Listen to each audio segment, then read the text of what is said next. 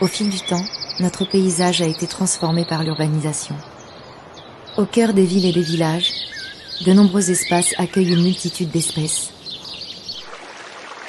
Les rivières, les petites mares maintenues dans les espaces verts, les arbres, ou bien encore les bâtiments, hébergent tout un cortège d'animaux.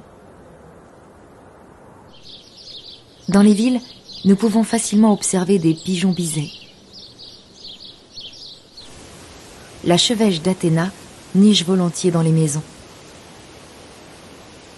Dans les parcs et jardins municipaux, une faune diversifiée trouve refuge.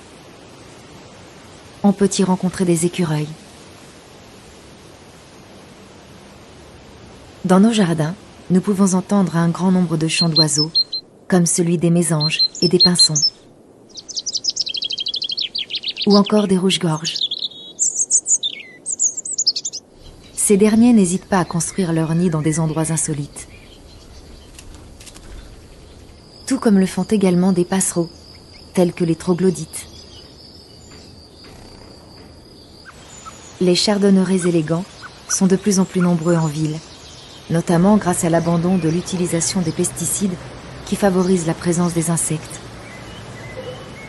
Certains oiseaux, comme les hirondelles, affectionnent tous les monuments et les bâtiments qui leur offrent des surfaces pour édifier leur nid. Les moineaux sont très présents dans les petites et grandes agglomérations. La pie bavarde, reconnaissable par sa couleur noire et blanche, reste une espèce emblématique de la faune urbaine. La corneille est facile à reconnaître par sa couleur noire ébène et son gloussement rauque. D'autres oiseaux, comme les pivers et les geais des chênes, sont également présents en ville, au cœur des parcs floraux et des espaces forestiers, dans lesquels ils trouvent toutes les ressources nécessaires à leur survie. Les faucons cresserelles nichent dans les greniers des granges et affectionnent aussi les corniches et les vieilles pierres des milieux urbains. Les faucons pèlerins peuvent choisir des structures très variées pour s'y installer. Ici, le couple élève ses poussins sur la façade d'une centrale nucléaire. Dans les mares, préservées par l'homme, on peut observer divers amphibiens.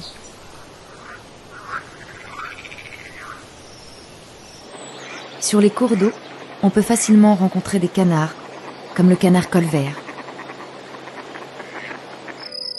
Certains animaux en milieu rural se rapprochent de plus en plus des habitations, en quête de ressources pour survivre. Les renards peuvent même vagabonder dans les rues à la recherche d'aliments laissés par les hommes. Les sangliers se rapprochent également des zones habitées, allant jusqu'aux abords des routes.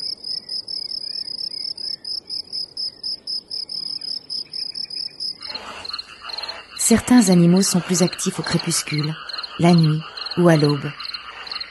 Les rapaces nocturnes, comme l'effraie des clochers, la chouette hulotte ou certains hiboux, peuvent être vus près des habitations.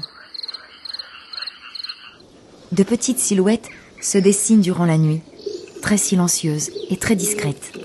Il s'agit de chauves-souris, petits mammifères remarquables qui raffolent de tous les types de greniers. Elles se dirigent uniquement par l'écholocation, en émettant des ultrasons qui reviennent sous forme d'écho à leurs oreilles. À l'aube, dans les régions rurales, les cervidés, comme les cerfs et les chevreuils, se rapprochent des fermes pour se nourrir dans les pâturages destinés aux animaux d'élevage. À l'intérieur d'anciennes granges, nous croisons des petits rongeurs, comme les rats, les mulots, les souris et les campagnols. Ces petits rongeurs privilégient les lieux proches d'habitation afin de trouver une alimentation journalière, ce qui peut attirer certains rapaces dans leur environnement. Dans certaines régions de l'Est de la France, le raton laveur s'est habitué au contact de l'homme et parfois se dissimule derrière les habitations. À l'intérieur de nos greniers, la fouine trouve refuge. Le hérisson est reconnaissable par ses piquants. Il affectionne les jardins où il trouve quantité d'insectes, d'escargots et de limaces. Les insectes représentent un nombre important d'individus vivant à proximité et dans les habitations. Tous les pollinisateurs, dont les abeilles, sont primordiaux dans notre écosystème. Des ruches sont créées dans les villes pour sensibiliser à leur sauvegarde. De même, à l'intérieur des jardins, des hôtels à insectes sont élaborés pour diversifier les populations d'insectes.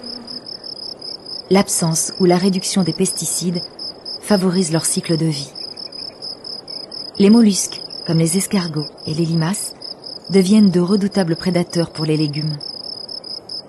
Le hérisson qui s'en nourrit se transforme en allié des jardiniers.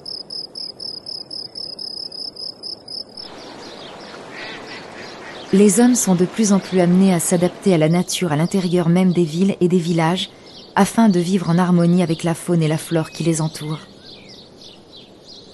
Certaines espèces d'animaux vivent à proximité des habitations ou dans les habitations elles-mêmes pour s'y protéger des prédateurs.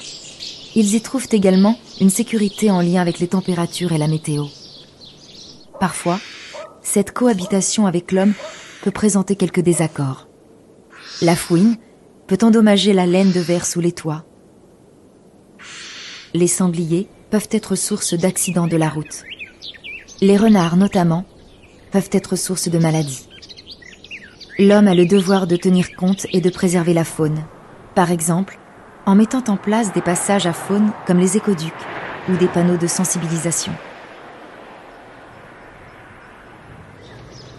On peut installer des nichoirs pour favoriser la présence de certains oiseaux et les aider à passer l'hiver en leur apportant des graines et de la graisse. La mise en œuvre de ces dispositifs permet de maintenir le lien entre l'homme et la nature.